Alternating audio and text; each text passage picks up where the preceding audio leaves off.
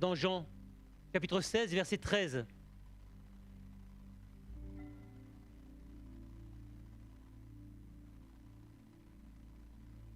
Jean, chapitre 16 et verset 13.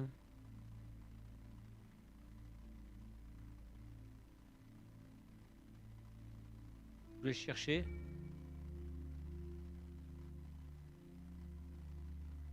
C'est bon d'être réunis pour pouvoir louer le Seigneur, de pouvoir être dans ce temps de partage. Et j'avais à cœur de parler du Consolateur. Jean nous dira au verset 13, « Quand le Consolateur sera venu,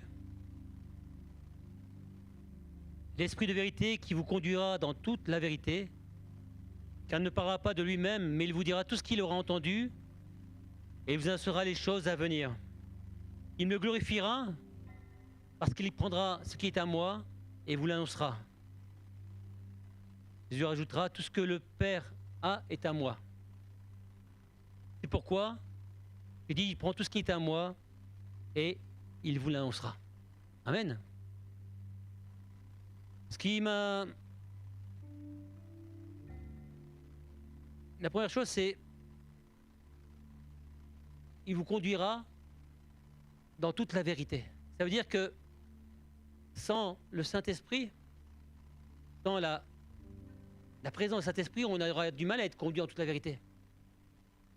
Alors comment faire? C'est compliqué parce que quand on se donne au Seigneur, on a envie de lui plaire, mais on ne sait pas comment faire. Et Jésus nous dira, mais dans Jean 14, verset 18, parce qu'il nous dira le Seigneur, je ne vous laisserai pas orphelin, mais je viendrai à vous. Lorsqu'il allait partir, le Seigneur, pour la gloire, il sait très bien que ce serait compliqué. Très compliqué pour les disciples, et d'ailleurs on l'a vu par la suite, hein, dès que le Seigneur est parti, ils sont partis eux, ils sont retournés à ce qu'ils faisaient précédemment. À leur ancien métier, parce que il n'y avait plus personne pour les diriger. Il n'y avait plus personne pour les conduire. Et si d'entre vous, on n'est pas conduit et dirigé par le Saint-Esprit, bon, on risque de s'égarer. Et c'est ce qu'ont fait les disciples, ils sont égarés, ils sont repartis à leur ancien métier, alors que Jésus leur les avait appelés à aller porter la bonne nouvelle. Cette pensée, c'est Dieu ne nous a pas laissés seuls. Peut-être que ce matin, tu te dis, mais Seigneur, je suis tout seul dans mon problème. Je suis seul dans ma difficulté. Et Seigneur, comment vais-je faire pour m'en sortir? Comment puis-je m'en sortir? Et on se rend compte que par nous-mêmes, on ne peut pas. On est limité. Peut-être pas vous, mais moi, je suis limité. Il y a des choses que j'aimerais faire, mais j'y arrive pas. Il y a des choses que j'aimerais plus faire, mais j'y arrive pas. Sans l'aide, sans l'action et le soutien du Saint-Esprit, je ne peux pas y arriver. Et Jésus dira, mais tu n'es pas seul. Ce matin, on n'est pas seul. Il est là, le Seigneur. Il est avec toi. Amen. Et même si on voudrait nous faire croire qu'il n'est pas là, parce que le malin est assez malin pour troubler notre esprit, Jésus a dit, je ne vous laisse pas seul.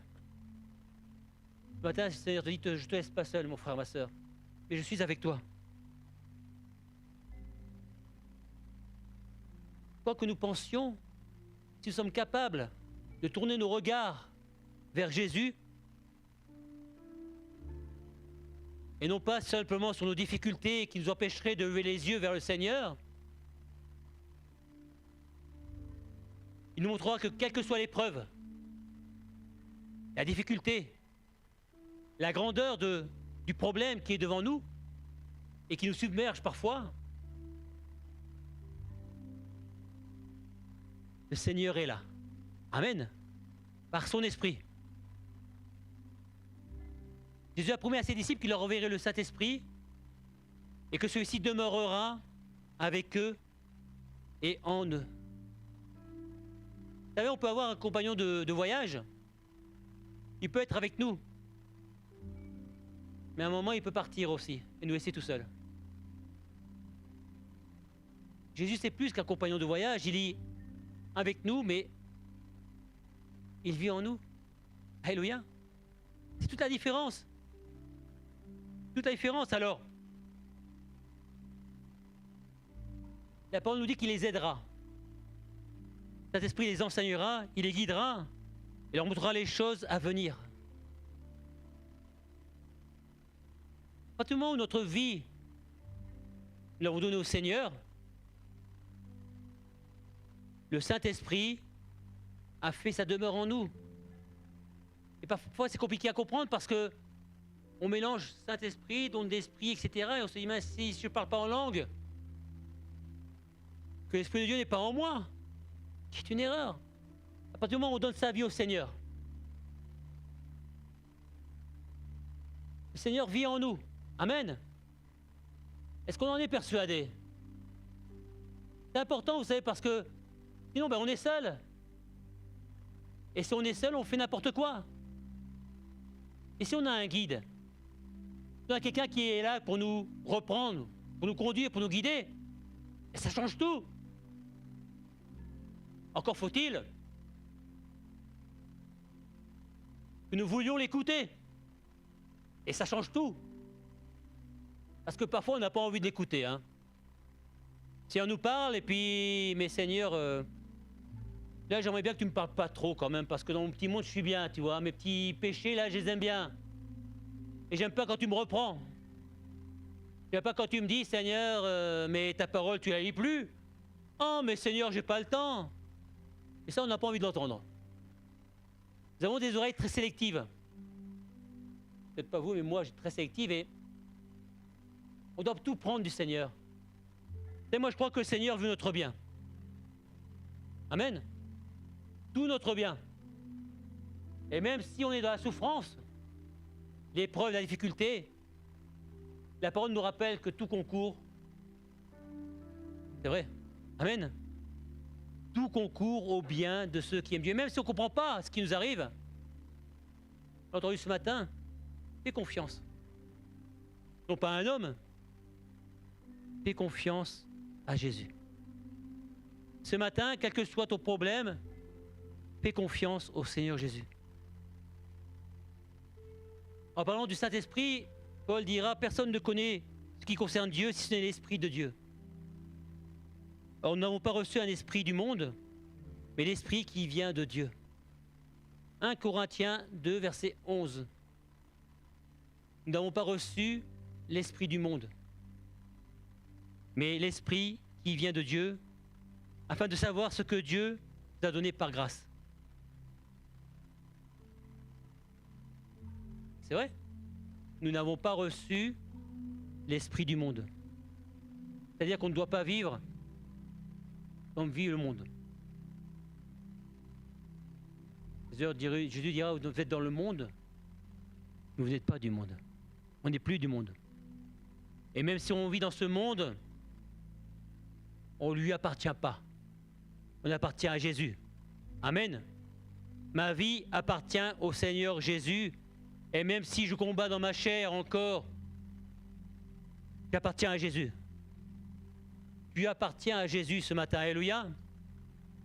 Je veux l'affirmer parce que c'est important.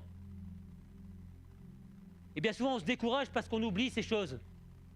Parce que le péché, les épreuves nous empêchent de voir qu'on appartient à Jésus. Ce matin, tu appartiens à Jésus, tu appartiens à Jésus. Vous savez, parfois on dit, mais Seigneur, tu n'es pas là parce que je ne ressens pas ta présence. Pas parce qu'on ne ressent pas la présence du Seigneur qu'il n'est pas avec nous. Pas parce que je ne vois pas le vent qu'il n'y a pas de vent. Et même quand on a l'impression qu'il n'y a pas de vent, il y a toujours un peu de vent. Pas parce que le Seigneur, je ne ressens pas là dans sa présence qu'il n'est pas là. Qu'il n'est pas à tes côtés, qu'il ne te soutient pas.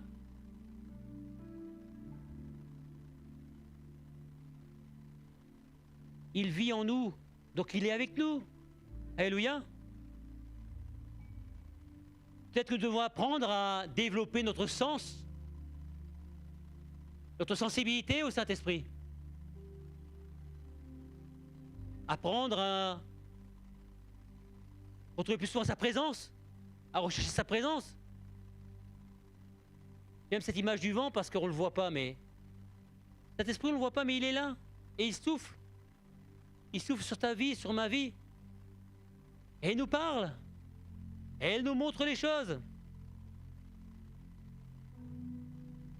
On doit apprendre à croître dans son intimité, à croître dans la connaissance de sa présence, à développer cette sensibilité au Saint-Esprit.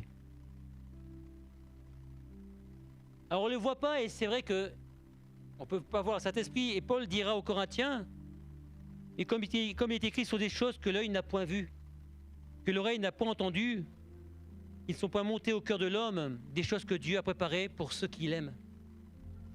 On ne les a pas vues, pas entendues, mais elles sont là. Vous savez, lorsqu'on se donne au Seigneur, c'est un moment particulier. On est dans notre vie, puis d'un coup, au travers d'une parole, au travers d'un instant, il y a une révélation qui se fait dans mon cœur. Je ne le vois pas, forcément. Mais simplement, le Saint-Esprit a trouvé un cœur ouvert. Et il est venu faire sa demeure en nous. On ne le méritait pas. Ce n'est pas par nos œuvres, mais simplement, il est venu faire sa demeure en nous. Et on ne peut pas l'expliquer. Enfin, moi, je ne peux pas l'expliquer. C'est une réalité. Et dites à quelqu'un que le Saint-Esprit est en vous, il va vous dire, mais comment il l'a fait? Et comment voulez-vous expliquer cette chose? Ça ne s'explique pas, ça se vit. La paix que Dieu nous donne, ça se vit. Et si on ne peut pas l'expliquer, c'est pas grave. Il vaut mieux le vivre. Parfois on aime expliquer les choses, mais on ne les connaît pas réellement. Là, on connaît les choses, et si on ne peut pas les expliquer, qu'importe.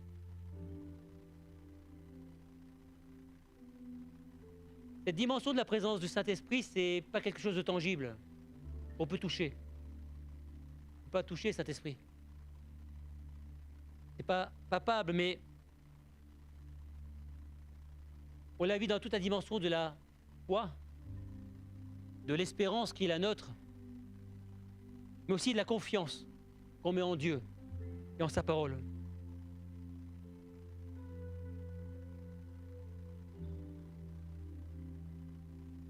Jean dira au chapitre 13, verset 17, « Mais si vous savez ces choses, vous êtes heureux, pourvu que vous les pratiquiez. » Jean 13, 17. Vous êtes heureux, pourvu que vous les pratiquiez. Vous savez, quand on rentre dans la présence du Seigneur, on est bien. C'est vrai, hein? Vous savez, on arrive avec nos problèmes, difficultés, on arrive ici et d'un coup, il y a la présence de Dieu qui arrive. On ne sait pas comment ça se fait. Et d'un coup, dans nos cœurs, il y a la paix de Dieu. La présence est là et on devient sensible. Sensible à sa pensée. Sensible à sa direction.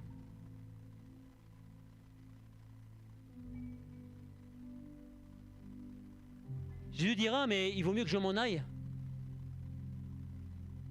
Parce que si je m'en vais pas, je ne pourrais pas vous envoyer le Consolateur. L'Esprit de vérité. Jean 16, versets 7 à 11. Cependant, je vous dis la vérité, il est avantageux que je m'en aille, car si je ne m'en vais pas, le Consolateur ne viendra pas. Et si je m'en vais, je vous l'enverrai. Et quand il sera venu, il convaincra le monde en ce qui concerne le péché, la justice et le jugement. En ce qui concerne le péché, parce qu'il ne croit pas en moi, la justice, parce que je vais au Père, le jugement, parce que le prince de ce monde est jugé. Nous comprenons qu'il était nécessaire que Jésus parte, afin que le Saint-Esprit puisse venir. Quand vous lisez les évangiles, vous avez qu'à remarquer, les disciples ont fait des miracles, des prodiges, mais Jésus dira quand même, mais il faut que je m'en aille, afin que je vous envoie le Saint-Esprit. Afin que je vous envoie le Saint-Esprit au milieu de vous. Et lors de la Pentecôte, il y a eu ces langues de feu qui sont venues. Et ces hommes ont parlé d'autres langues, ont exprimé les dons de l'Esprit. Jean dira quand même, Jésus dira par contre dans Jean, pardon, si vous m'aimez, gardez mes commandements. Et moi je prierai le Père et il vous donnera un autre consolateur. Si vous m'aimez, gardez mes commandements. Comme de ceux qui gardons les commandements du Seigneur ce matin. Est-ce que ces commandements sont en nous?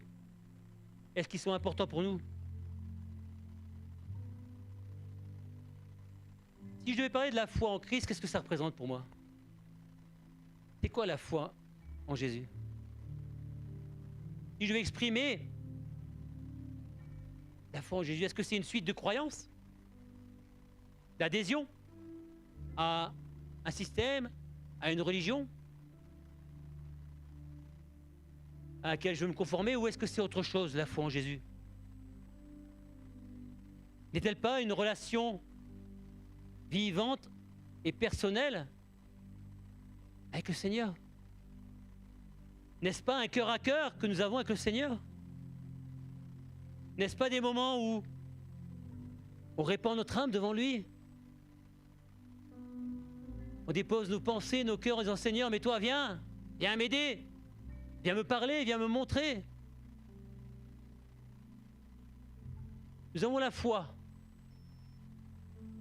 Mais comment exprimons-nous notre foi au Seigneur Jésus? Paul dira aux Corinthiens, chapitre 6, verset 17, « Et celui qui s'attache au Seigneur est avec lui un seul esprit. »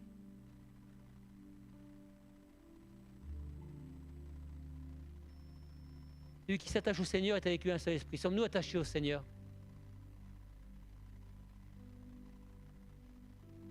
Sommes-nous totalement et pleinement attachés au Seigneur? Avant de dire oui, le verset 18 nous dira, tu peux le mettre s'il te plaît, verset 18. Ah, fuyez la débauche. Il y a contre péché que l'homme commet dans son corps, et hors de son corps, mais qui se livre à l'impudicité pêche contre son propre corps. Nous pouvons être attachés au Seigneur, mais il faut que notre vie puisse lui plaire. Il faut que nos pensées puissent lui plaire. Que nos paroles puissent lui plaire. Vous savez, on aime bien un verset, c'est le verset qui suit le suivant. Paul dira, ne savez-vous pas que votre corps est le temple du Saint-Esprit qui est en vous et que vous avez reçu de Dieu? Et il dira, vous ne vous appartenez plus à vous-même. Si mon corps est vraiment le temple du Saint-Esprit, est-ce que je veux faire n'importe quoi de mon corps? Croyez-vous que le Saint-Esprit puisse vivre pleinement dans un corps où il y a du péché? Non. Dans un corps où il y a du mensonge? Non. Dans un corps où il y a de l'hypocrisie? Non. Dans un corps où je ne suis pas capable de pardonner? Non. Non. Où je ne suis pas capable d'aimer mon ennemi? Croyez-vous que c'est ce que Dieu attend de nous? Dans un corps où il y a encore de la haine contre quelqu'un? Qui date peut-être d'il y a 10 ans, 15 ans, 20 ans? Non. Notre corps est le temple du Saint-Esprit. Et nous devons tout faire, si nous aimons Dieu, pour lui plaire. Tout faire. Et non pas faire ce qu'on a envie de faire. Tout faire. Et le Saint-Esprit nous montre les choses. Pas à vous? Parfois il nous montre, mais attends là-bas, t'as vu ce frère, tu l'as évité, là, t'es passé en face, là. Mais il t'a rien fait. Ah mais tu vois, celui-là, franchement, si je pouvais l'éviter, ça m'arrangerait bien. Mais tu vois cette parole qui a été prononcée, qui t'a blessé, et qui est toujours là dans ton cœur. Ben c'est pas de ma faute, c'est lui qui m'a blessé, mais la parole nous dit d'aller vers nos ennemis, de pardonner à nos ennemis. C'est dur. Moi je crois que c'est très dur. Pourtant, Paul dira, mais votre corps est le temple de cet esprit. C'est important, moi je sais pas, mais si on vous offre Si vous avez un beau vase, vous allez mettre de belles fleurs dedans. Vous n'allez pas mettre une rose flétrie. Le Saint-Esprit est là. Qu'est-ce qu'on met dedans? Qu'est-ce qu'on met dans notre vie?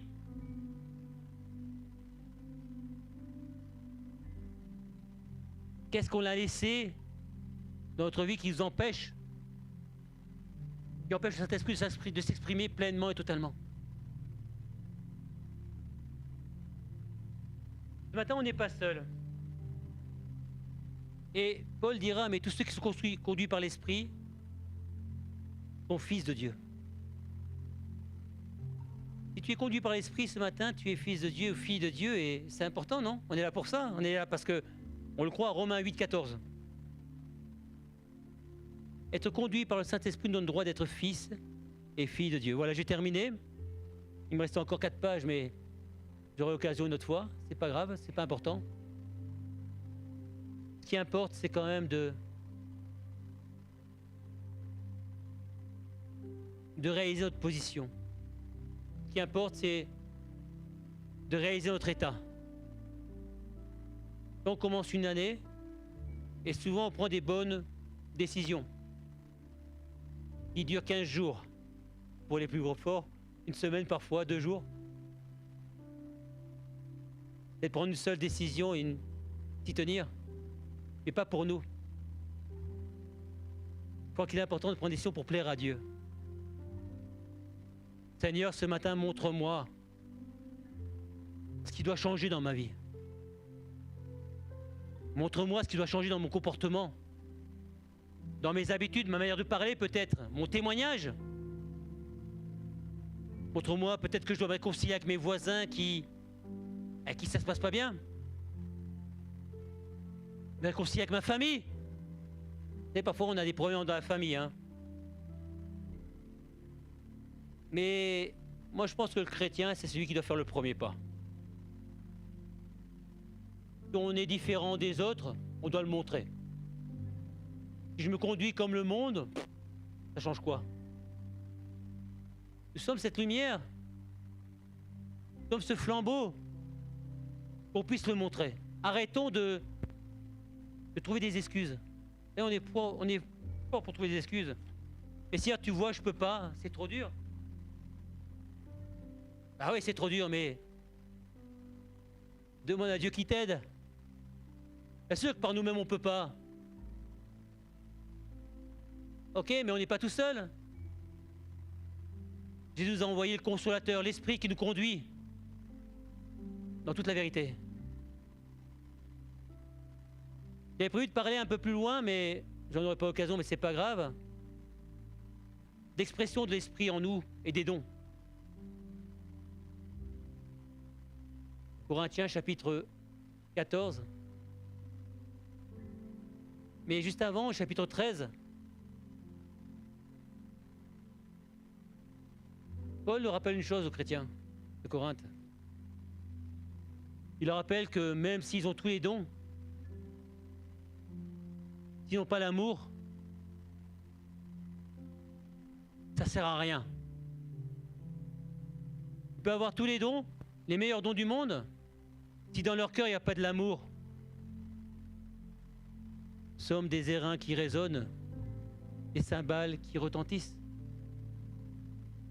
Ce matin, le Saint-Esprit présent parmi nous, dans ton cœur, dans mon cœur, y a-t-il de l'amour? Dans mon cœur, y a-t-il assez d'amour tel que Dieu le voudrait? On aime rechercher des dons, vous savez, c'est bien. Parfois, c'est pas simplement pour l'Église, mais aussi parfois pour nous aussi. Mais recherchons l'amour. Recherchons à aimer les autres. Arrêtons de juger. Vous savez, c'est facile, hein, vous mettez 3-4 personnes ensemble, et au bout d'un quart d'heure, ils se mettent à juger tout le monde.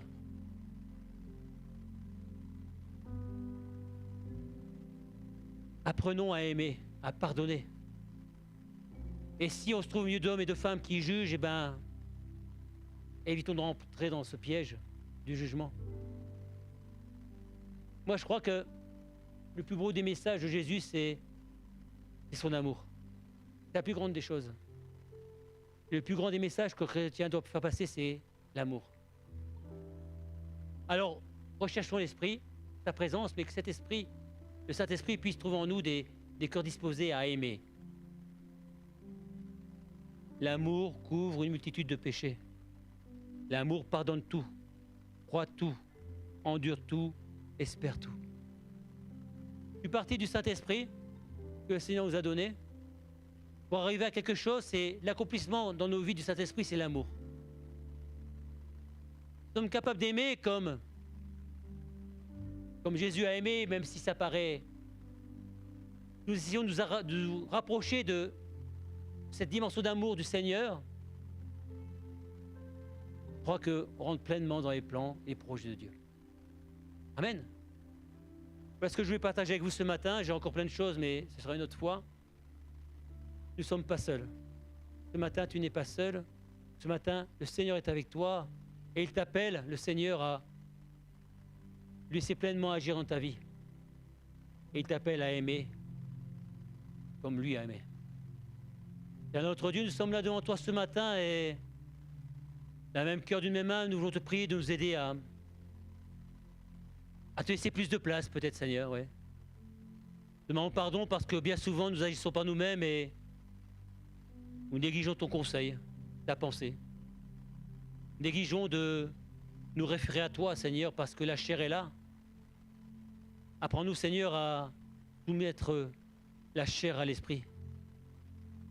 Je vous rappelle, Seigneur, ta parole que le fruit de l'esprit, c'est l'amour. La paix et la joie. Ce matin, nous avons besoin d'apprendre à aimer davantage. Seigneur, viens apprendre à t'aimer, bien sûr, mais aussi à aimer mes frères et sœurs, à aimer mes ennemis. Que ma vie, que nos vies soient vraiment des reflets de ce que tu es toi, afin qu'au travers de notre témoignage, nous puissions être ces témoins vivants de ton amour, de ta grâce. Je prie de nous aider ce matin de... Peut-être que tu as parlé à nos cœurs, à nos vies, et peut-être que tu nous as montré des choses, Seigneur, aide-nous vraiment non seulement à les entendre, mais à les vivre et les mettre en pratique dans le nom de Jésus. Amen. Gloire à Dieu.